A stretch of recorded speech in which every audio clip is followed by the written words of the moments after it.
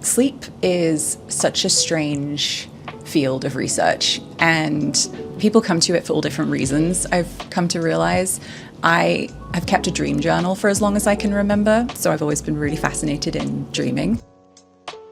My name is Dr. Kat Kennedy. I'm a postdoctoral researcher in the Social, Cognitive and Affective Neuroscience lab here at the University of Arizona, and I study sleep and circadian rhythms. I'm really interested in two different domains, really. One is thinking about real-life situations where people experience sleep and circadian misalignment, and that is populations like shift workers or caregivers or people with sleep disorders.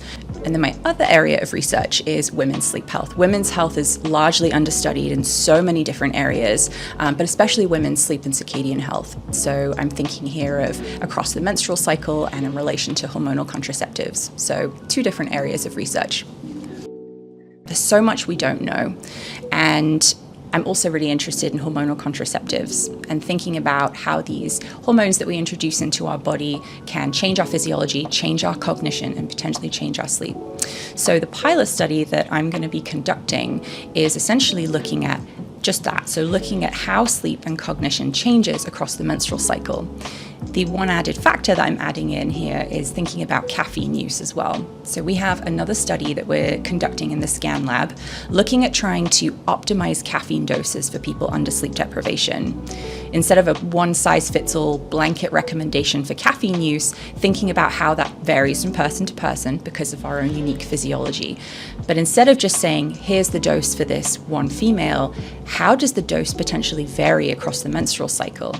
So we know that when progesterone is in circulation, it can impair the body's ability to clear caffeine.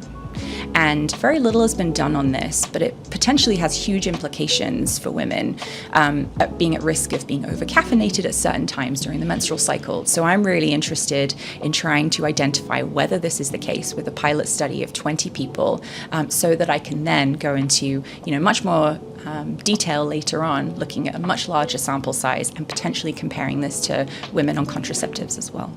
I think really just trying to further women's health research is the thing that feels most important to me right now.